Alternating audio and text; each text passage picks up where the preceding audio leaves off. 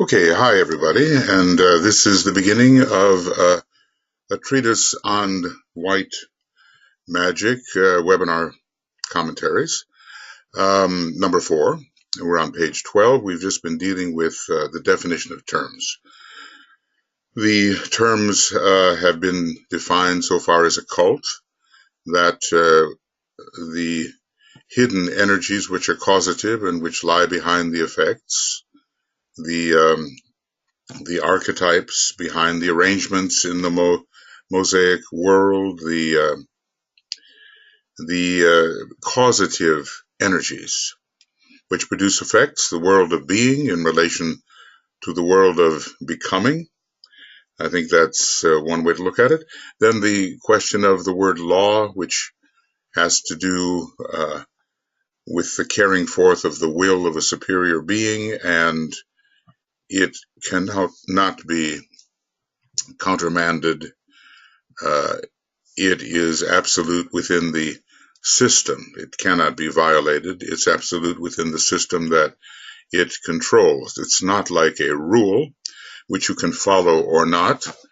It has rather to do with a type of order, a type of boundaries which must be respected.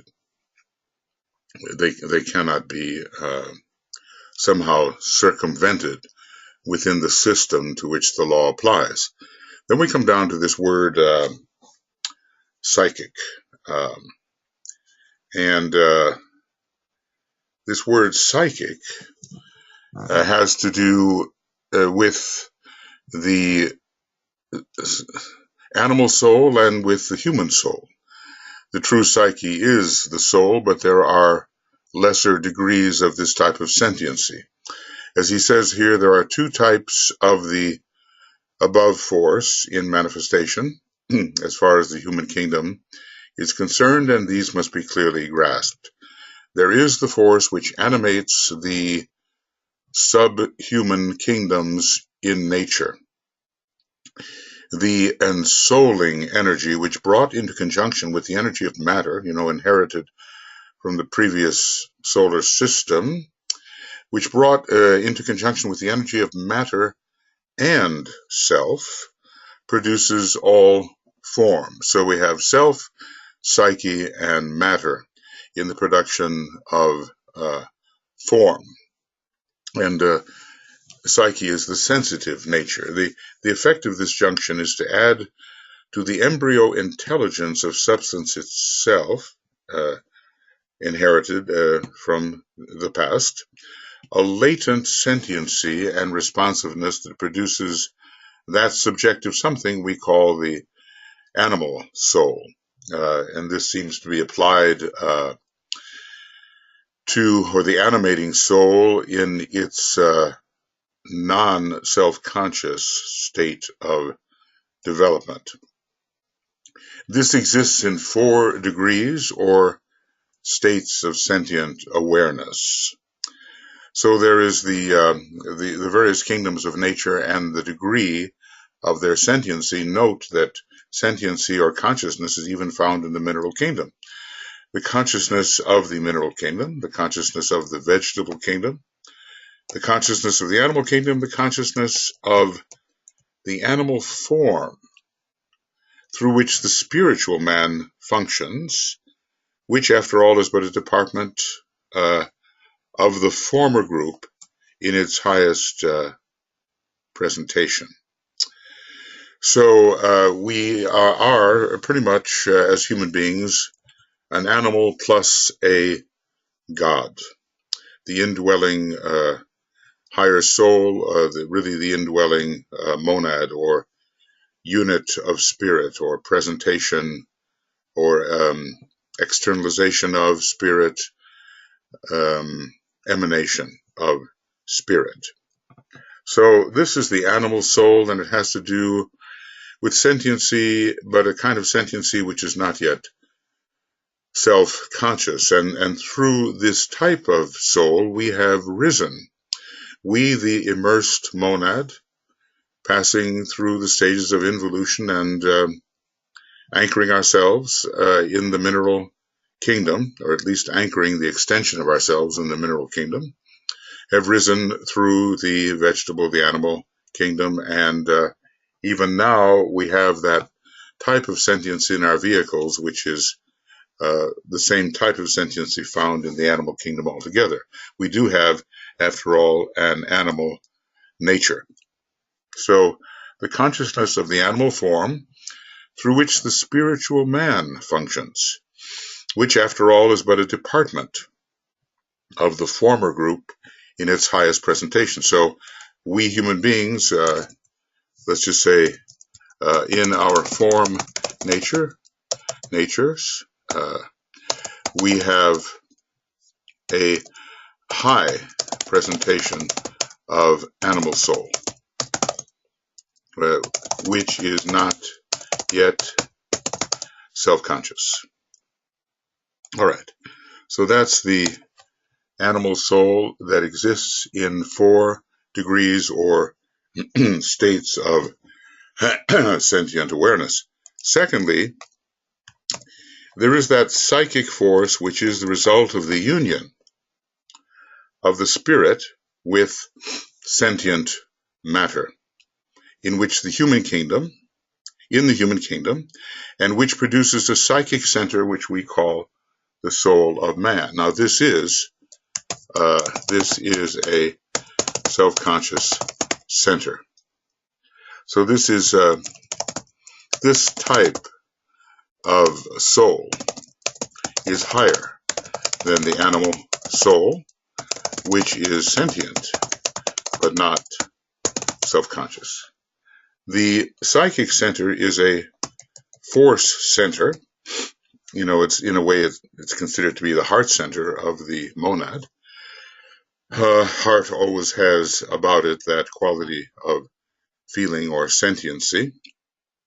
So this psychic center is a force center, and the force of which it is the custodian, or which it demonstrates, brings into play a responsiveness and an awareness which is that of the soul of the planetary life. Eventually, you know, we're told soul is group conscious, and the more we ascend towards the state of soul and bring that state of soul into our mind, the more group conscious we become. Okay, a group consciousness which brings with it faculties and knowledge of a different order than that of the animal soul. So this is more, let us say, let's call it the human soul, or later, the soul on its own plane. These supersede eventually the powers of the animal soul, which limit, distort, and imprison, and give man a range of contacts and a knowledge which is infallible, free from error, and which admits him to the freedom of the heavens. The heavens are really beginning on the 3rd subplane of the mental plane. Okay, let's see, I guess this is not going to work. 3rd subplane of the mental plane. And so basically, here we have, you know, a picture of, oh goodness, I'll come around to this. This type of increasing freedom begins here above the dotted line, and which we are trying to polarize our consciousness within these higher areas. And when we can do that, we can truly meditate, the Tibetan tells us. Okay, so let's see where we are here. The freedom of the heavens. These supersede eventually the powers of the animal soul. I mean, these psychic powers are there, and they are collected, and they are discussed here in this composite diagram. You know, all of this, clairaudience, psychometry, clairvoyance, These are attributes, qualities of the animal soul. Even this higher type of clairaudience and clairvoyance and psychometry still pertain to the animal soul. But of course, after the third degree, we're told it becomes possible to use these lower psychic capacities in the right way. Otherwise, we can be swept away by them, and they can delude us, unfortunately. Okay.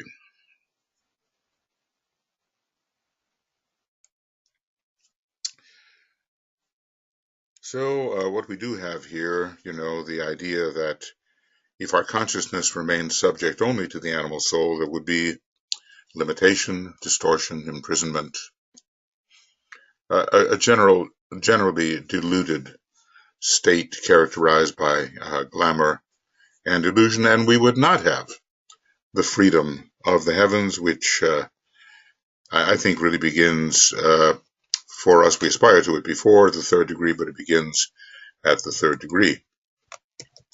The effect of the free play of the soul of man serves to demonstrate the fallibility and relative uselessness of the powers of the animal soul. Now, many psychics are deluded by the powers of the animal soul, and they somehow are convinced of its value.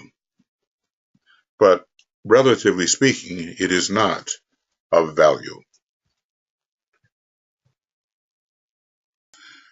However, what we do discover in this process is that there's a certain type of psychism in the animal kingdom. And because it has not been the focus of man for many, many thousands and even millions of years, when we rediscover it, we think it's something new. But it isn't. It's something very, very old that only seems new because we are no longer accustomed to it. And we don't want to be trapped in it. Our proper place of development is the mind in this Aryan age, and then at the third degree, the recovery, if necessary, of the lower psychic powers and the building in of the conscious use of the higher psychic powers. So the fallibility, that's interesting, the fallibility and relative uselessness of the powers of the animal soul. So many psychics seem to think that because their impressions are, what should we say, impressive, that they are definitely true. But we are swept into delusion thereby, and we can cover up the true influence of the soul, unfortunately. All I desire to do here is to show the two senses in which the word psychic is used, animal soul and human soul, or animal soul and the soul that will eventually have omniscience, is the true knower. So the true soul is the true knower or thinker on a higher plane than the lower mind, and certainly than the astral body. Later, we will deal with the growth and development of the lower psychic nature or the soul of the vehicles. The lower psychic nature is the soul of the vehicles. This has to be emphasized. It's the sentiency of the vehicles. And it, can be useful, but only when we are working from a higher vantage point. So later we shall deal with the growth and development of the lower psychic nature of the soul of the vehicles in which man functions in the three worlds, and then we'll seek to elucidate the true nature of the soul of man, true nature of the soul of man, and the powers which can be brought into play once a man can contact his own spiritual center, the soul, and live in that soul consciousness. So higher soul powers will then be understood and utilized.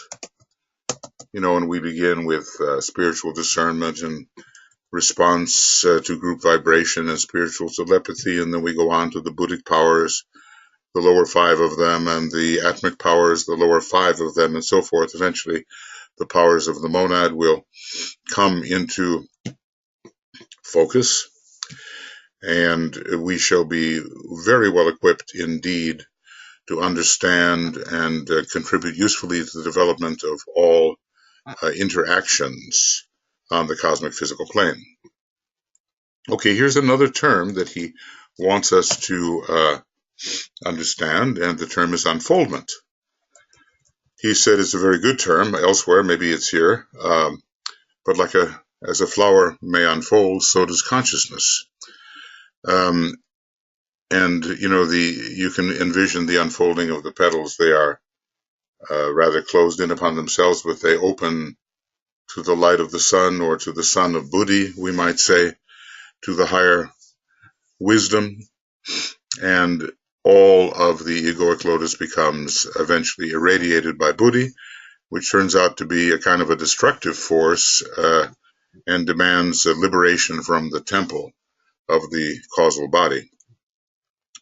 The life at the heart of the solar system is producing an evolutionary unfoldment of the energies of that universe, which it is not possible for finite man as yet to vision. Well, maybe the entire universe is unfolding. It's difficult to understand sometimes what DK means by the word universe. Sometimes he means even a limited solar system. But maybe we're talking about an island universe, which is a galaxy, which is also unfolding, or some lesser structure, which is much greater than our solar system, but is still less than a galaxy. Anyway, let's try to be aware. The entire universe is, in a way, unfolding according to a great universal purpose.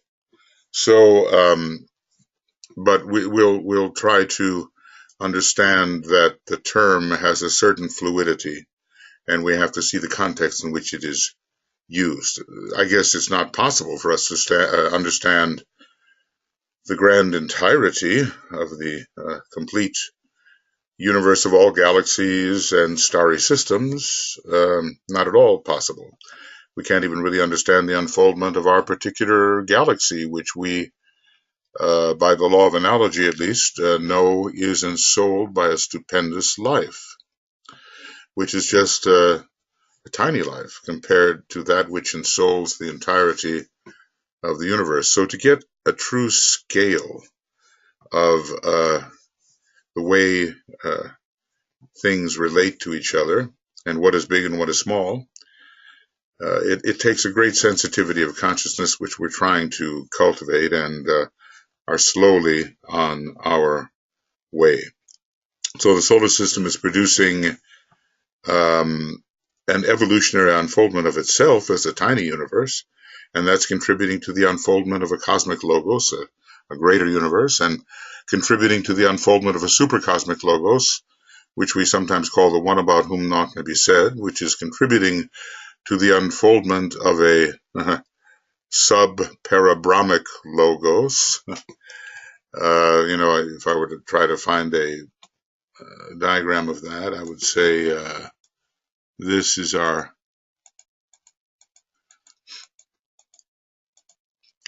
sub-parabrahmic logos. This, the 7 wheels here, and here is a parabrahmic logos. It's on the 7th of the cosmic planes, and there are other planes as well. And let's just say that this is just the beginning, in a way, of how stratified the universe really is. We're just tiny mites trying to understand this grand entirety, which is an impossible task, but at least we can expand our abstract mind and our intuition to the point where there's a greater clarity than otherwise might be the case, and that will help us, under ordinary circumstances, live a better life within our limited, circumscribed sphere of action or attention. Similarly, the center of energy, which we call the spiritual aspect in man, is, through the utilization of matter or substance, matter is lower than substance, and some things that are substance are matter compared to a still more refined substance, producing an evolutionary development of that which we call the soul, the unfoldment of sentiency, the unfoldment of sensitivity, the unfoldment of sentiency or sensitivity, and which is the highest of the form manifestations of the human kingdom. Well, what should we consider form? You know, the lower 21 subplanes are the dense physical body of the solar logos, and maybe, depending on how we look at it, the dense physical body of the planetary logos, though there's a case for saying that only the 18 lower subplanes are his dense physical body. But anyway, at the height of the 21 subplanes, we find that structure we call the soul. And by man here, I mean the spiritual man, a son of God in incarnation, that which has gone forth as a miniature sun from a greater sun, which we can call God, the planetary logos. And there are a whole series of ascending suns, you know, S-O-N-S. The forms of all the kingdoms of nature, human, animal, vegetable, and mineral, contribute to that manifestation. The energy of the third aspect of divinity tends to the revelation of the soul, or the second aspect, which in turn reveals the highest aspect. So each one of the aspects is revelatory of a superior aspect, at least when dealing with the higher three archetypal aspects. So we build the foundation with the third aspect, and through it reveal the second, and we have the soul-infused personality. And with the second aspect, we build that consciousness through which the divine will can reveal itself. And through all of these three, being, which is the life at the center, and no aspect particularly, but in a way inclusive of all of them, through all three, being reveals itself. It must ever be remembered that the secret doctrine of H.P. Blavatsky expresses this with accuracy in the words, and this is the ongoing quote we're always looking for: life we look upon as the one form of existence, or, you know, existence. It depends how technical we get here, but let's just say within the universe, that which is exists. There's also a kind of beingness which is super universal, beyond any universe. And will we call it existence, or will we call it being or beingness? Life we look upon as the one form of existence. Okay, I'm just trying to get this over here. Manifesting in what is called matter, or what, incorrectly separating them, we name spirit, soul, and matter in man. Matter is the vehicle for the manifestation of soul on this plane of existence, and soul is the vehicle on a higher plane for the manifestation of spirit, and these three are a trinity synthesized by life. So life and being here are equivalent, which pervades them all. And this is the great quote, and reminds us that we do incorrectly separate the three aspects of divinity, but in order to study them and understand them, I think some form of focusing is needed. But eventually, just as the mind becomes a completed sphere without all of the breaks within it, you can ascend and descend from the concrete to the very abstract with no obstruction. So it is with spirit, soul, and matter. They're all really of one substance. One life is the substanding factor which unifies them all, and which is the essence of all of them. Thus, the use of matter through the use of matter, the soul unfolds and finds its climax in the soul of man. Well, a kind of climax, at least within the dense physical body of our logos. I'll put that down. A kind of climax within the dense physical body of our planetary logos. And this treatise will concern itself with the unfoldment of that soul and its discovery by man. Now, cosmic fire went farther, right? A treatise on cosmic fire, or let's see, TCFF, went farther. And talked of higher expressions of soul. Well, if I could only remember this, where this is located. It's located in the treatise on white magic in the very beginning, and I suppose on some page or other here. Page 14, it looks like. All right, I'll try to remember that and make it bigger so I can fool myself into thinking that it will always be there when I want it. All right. Life we look upon as the one form of existence manifesting in what is called matter, or what incorrectly separating them we call spirit, soul, and matter. Matter, in a way, is spirit, soul, and matter, when considered to be working through the dense physical vehicle of the planetary logos. So it's matter with a big capital M. But practically, matter is the vehicle for the manifestation of soul on this plane of existence, and we hope to become, in our personality, the soul-infused personality. Soul is the vehicle, there it is on the higher mental plane, and it has a material structure, a subtle material structure. The soul is the vehicle on a higher plane for the manifestation of spirit, which we consider to be monad and triad.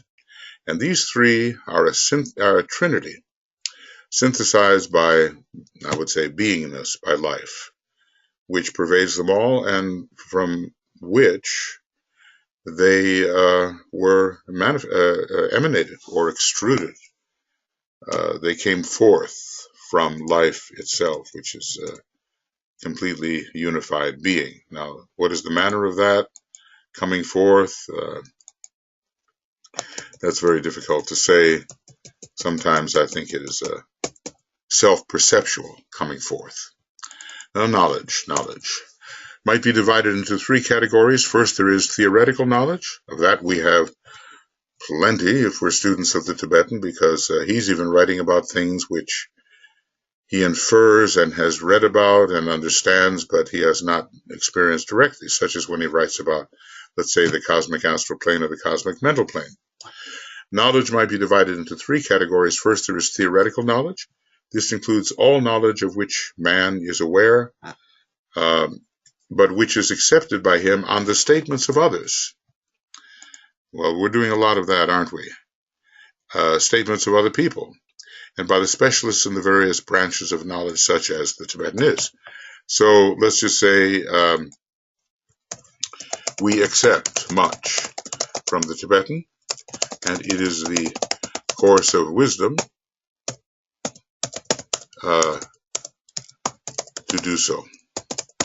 As we trust him, he having proven his accuracy in so many ways and writes so rationally and convincingly, if we do not accept what he offers us as the truth, whose testimony will we accept? So this is theoretical, and we have not proven it ourselves, but it seems reasonable, rational to us. It is founded on authoritative statements and has in it the element of trust in the writers and speakers and in the trained intelligences of the workers in any of the many and various field of thought. We have to have a certain kind of trained intelligence in order to realize that the knowledge offered authoritatively by the experts is, in fact, likely to be reliable. It is founded on authoritative statements. Now, of course, we have to test these out to a degree because there are many false authoritative statements. And people bewilder themselves by accepting these. They have not sufficient experience to compare these statements with what the teacher involved has said otherwise, or with what other reliable teachers have said. The material within the ageless wisdom should all be rationally related. And if we find aspects of the ageless wisdom contradicting each other, and with a very strong contradiction, some of the contradiction might just be our inability to interpret, then we have to suspect that something being said is not accurate. Or, maybe the probability is, when dealing with a teacher like the Tibetan, if we find contradiction, it's our own lack of interpretive skill which reveals his statements as contradictory. So that's kind of how I approach it, and I think others do too. And it has in it the element of trust in the writers and speakers. I think we acquiesce to the probable accuracy and truth of a trusted teacher. And when there are factors which do not seem to support each other, we reserve our judgment until we can see more, and then again evaluate once our intelligence is trained further. The truths accepted as such have not been formulated or verified by the one who accepts them, lacking as he does the necessary training and equipment. Well, we really are we're in this situation. We, as students of the Master Decay, are so very much in this situation. When he's writing of the Buddhic plane, the Atmic plane, even the plane of the soul, and of other things, who are we to say, except we have to see whether his statements do seem mutually supportive and consistent. And we're not even in a position to know that entirely. I guess trust, Master Moria speaks of the mine, as if you go digging in a mine, the mine of trust. And many valuable things will come out of the mine of trust because we will not obstruct the energies which could come through because we do trust. It's a bit like the discussion of the value of faith that we find in the New Testament. Faith is healing. Faith is making many things possible. Thy faith has made thee whole. And perhaps wholeness of understanding will also come through at least opening the door to possible understanding through faith. The dicta of science, the theologies of religion, the findings of the philosophers, interesting the word findings, after an extensive reasoning process, the findings of the philosophers and thinkers everywhere color the point of view and meet with a ready acquiescence from the untrained mind, and that, of course, is the average mind. This is eventually we have to put all knowledge that we accept to the test once our mind is better trained. Meanwhile, we reserve judgment. Now, another type of knowledge here, he said, he comes in 3 categories, right? Okay. Secondly, we have discriminative knowledge. Reminds you that on the 4th subplane of the mental plane is the factor called discrimination. And it pretty much applies to discriminating that which is of the personality to that which is of the soul. It's a lower mercurial function along with Saturn. Discriminative knowledge, which has in it a selective quality and which posits the intelligent appreciation and practical application of the more specifically scientific method, and the utilization of test, the elimination of that which cannot be proved unless we suspend our judgment in trust, and the isolation of those factors which will bear investigation and are in conformity with what is understood as law. We don't reject everything simply because we cannot yet understand it. So this is what discrimination has within it, a selective quality which posits or requires or demands the intelligent appreciation and practical application of the more specifically scientific method. So the fifth ray is involved here in the factor of discrimination and the utilization of test, put things to the test. Even the entire Yoga Sutras is written on that assumption that the student will put what is said to the test. The elimination of that which cannot be proved, but maybe a temporary elimination while we suspend judgment unless it seems too beyond the pale or outlandish or unlikely to conform with what we consider law, and the isolation of those factors which will bear investigation and are in conformity with what is understood as law. We have to discriminate what is worth study and what we simply throw away as unlikely to produce light.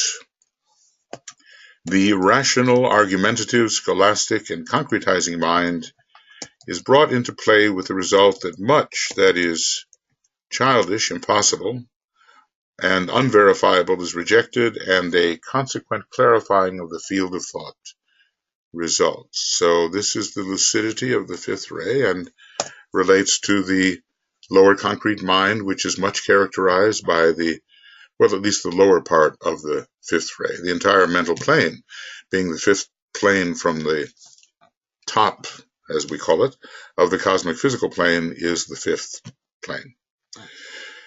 So we have to use all these, and our modern educational systems train us in reason, argumentation, scholastic approach, concretization, and so forth. And we try to throw out that which is childish. We have to beware, though, because sometimes in what appears to be childish to the sophisticated analytical mind is in fact very true to the mind that can see things from the perspective of the soul or higher energy centers. This discriminating and scientific process has enabled man to arrive at much truth in relation to the three worlds. We've been applying it immensely ever since 1775, when the fifth ray came into expression in its cycle, maybe of 350 years. So successful have we been that the fifth ray ashram has had to have its investigations held in suspension simply because the discoveries would be dangerous in the hands of a humanity which has not developed itself morally with sufficient morality to use the discoveries wisely. We could destroy ourselves. The scientific method is, in relation to the mind of humanity, playing the same function as the occult method of meditation in its first two stages of concentration and prolonged concentration or meditation. That's interesting, isn't it? Plays in relation to the individual. Prolonged concentration he equates with meditation, and interestingly, let's say that Virgo types should be capable of prolonged meditation, prolonged concentration, which is equivalent to meditation. All right. There's so many things we could, pause and labor over. But it's the fifth ray process we simply do not accept. Of course, we can accept after analyzing, and the knowledge can still be theoretical. Knowledge, here, knowledge can, oh, that's karma. Well, why not? Knowledge can still be theoretical, even though much reasoning has gone towards the verification of that knowledge. We have enough reasoning, discrimination, and so forth to know we're onto something, but still we have not entirely proved it to ourselves. So it still remains within the realm of unverified knowledge, theoretical knowledge, but the probability continues to increase that this theoretical knowledge is accurate. And this comes in with the fifth ray, which is closely related to the proving of the accuracy or inaccuracy of knowledge. Through it, right processes of thought are engendered. Non-essentials and incorrect formulations of thought are ultimately eliminated or corrected, and the steady focusing of the attention, either upon a seed thought, a scientific problem, a philosophy, or a world situation, results in the ultimate clarifying and the steady seeping in of right ideas and sound conclusions. So this is not an overnight process, but when we apply the fifth ray correctly, and let's call it the discriminative mind correctly, I think it's related not only to the fourth subplane, but in a way to the fifth. You know, the fifth from the top. The fifth subplane of the fifth plane would have something to do with discrimination, I do believe. Okay, but on the fourth subplane, we certainly discriminate between the soul and the personality. But the fifth subplane has to be very strongly monastic in a concrete sense. So, through it, right processes of thought are engendered, non-essentials and incorrect formulations of truth are ultimately eliminated or corrected. So there's a rejecting factor that occurs here based upon the improbability of such thoughts being accurate. So there is focusing upon a seed thought, a scientific problem, a philosophy, or a world situation. A sustained concentration will yield understanding. So, sustained concentration, which is meditation, will yield understanding in various areas. And he lists some of these areas. The foremost thinkers in any of the great schools of thought are simply exponents of occult meditation. And the brilliant discoveries of science, the correct interpretation of nature's laws, and the formulations of correct conclusions, whether in the field of science, of economics, of philosophy, psychology, or elsewhere, is but the registering of the mind, and subsequently by the brain, of the eternal verities, through occult meditation. And the indication that the race is beginning also to bridge the gap between the objective and the subjective, between the world of form and the world of ideas. So the first objectivity, or let's say the first bridging, occurs here between the four subplanes of the lower mental plane and the higher mind. And then another bridging occurs which links us with the triad, found on the highest levels of the higher mental plane, and then a further bridging into the Buddhic and Atmic planes and beyond. We're continually extending that bridge forward towards the intangible. So we are, but objectivity and subjectivity, the dividing line is there between the fourth subplane of the mind and the third subplane from above. And the indication that the race is beginning also to bridge the gap between the objective and the subjective, between the world of form and the world of ideas. Okay, right. Now, the world of ideas, of course, technically, begins on the Buddhic plane, but there are so many things that we contact on the plane of higher mind that we consider them to be ideas, even though they are, in a way, formulations in a more abstract mental form of actual, intangible ideas found on the Buddhic plane and beyond. This leads inevitably to the emergence of the third branch of knowledge, the intuitive. So what do we have so far? We have speculative, well, maybe theoretical, and we have discriminative, and we have intuitive.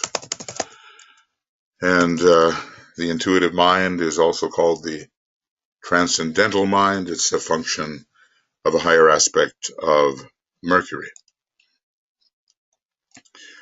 The emergence of the third branch of knowledge, the intuitive. The intuition is in reality only the appreciation by the mind of some factor in creation, some law of manifestation, some aspect of truth known by the soul, emanating from the world of ideas and being of the nature of those energies which produce all that is known and seen. So it's causative, just the way our systemic etheric planes are causative of that which appears on the dense subplanes, the gaseous, liquid, and truly dense.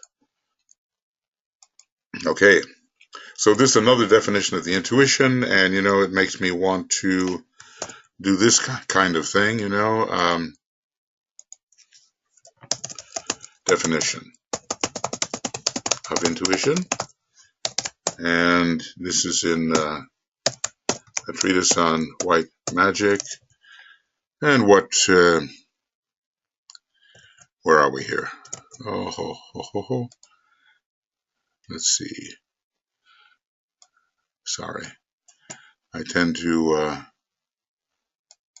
okay, base of the spine, document 5, that's it. This is it. And I've got to have the page number, otherwise it won't do any good. I suppose it's somehow page 14 here. It's not as easy to find the page numbers. It's page 15. Okay. So, we'll do that. Page 15. And basically make a save and go to AAB extracts and definition of intuition and save. All right, that should do it. Right. The intuition is in reality only the appreciation by the mind. Notice how the mental factor is involved in the intuition, not just the feeling factor. The appreciation by the mind of some factor in creation, some pre-existing factor, some law of manifestation. See, none of this intuition apprehends. Whoop. That's not good. Yeah. All right, here we go. And I'll simply say this. Intuition apprehends that which is not man-made. Maybe some psychic powers can apprehend that which is man-made, but the intuition works in relation to the spiritual triad, which is the realm of the expression of the divine aspect of man and is not harvested from the lower three worlds. Some aspect of manifestation, some law, some aspect of truth, known by our higher knowingness, we call the soul. It's not just confined to the higher mental plane. Known by our higher knowingness. Even monad has soul. In other words, if anything has consciousness, it has soul. These truths are always present and these laws are ever active, but only the mind, as the mind is trained and developed, focused and open-minded, not prejudiced, right? Can they be recognized and later understood and finally adjusted to the needs and demands of the cycles of the time. So these are always present aspects of the deity through which any, or from which any system gains its manifestation. In other words, everything in our planetary system is gaining the power to manifest from our planetary logos. And so these things that are apprehended by the intuition pertain more to the emanating source of the system than they do to the creature who is on the lower planes and learning as it goes along. The intuition is not focused in those lower realms.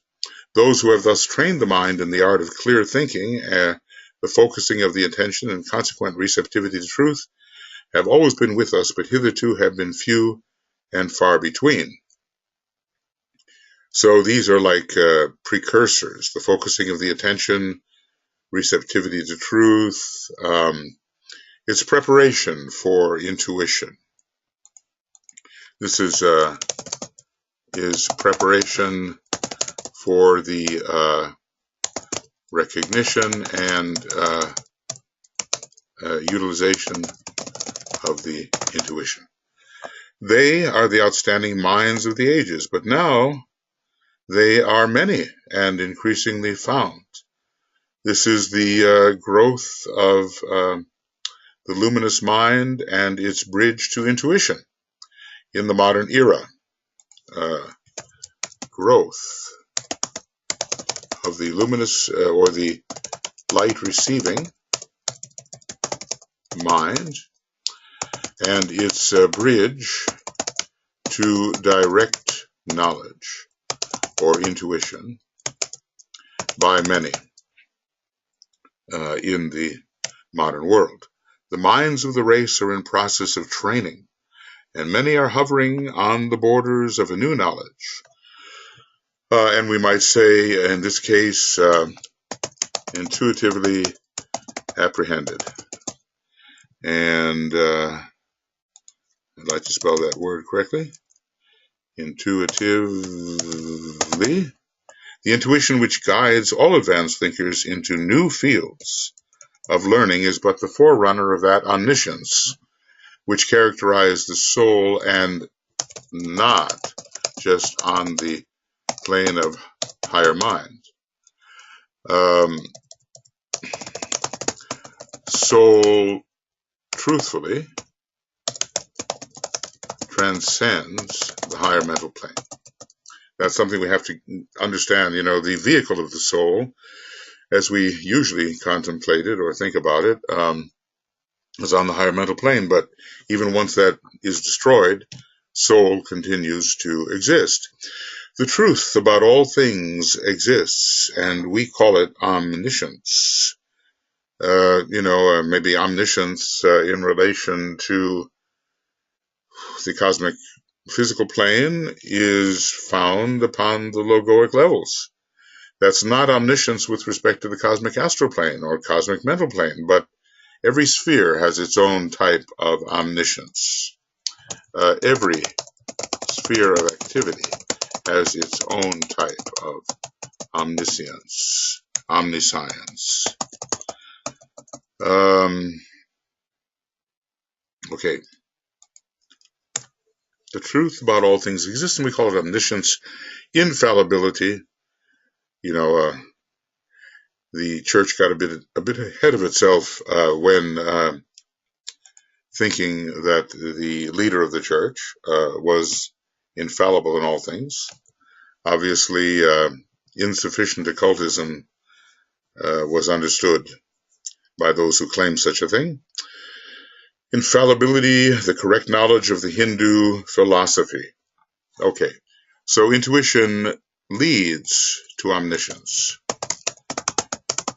Omniscience. But look, there's the intuition of the cosmic astral plane, the intuition of the cosmic mental plane, and on and on. So different types of intuition lead to different types of omniscience, and eventually universal Well, who has universal omniscience? The one and only Logos of the universe has universal omniscience. We're so far from that of course, it's ludicrous to propose the subject, but we just continue to think analogically, All right. When man grasps a fragment of it and absorbs it into the racial consciousness, we call it the formulation of a law, a discovery, or one or other of nature's processes.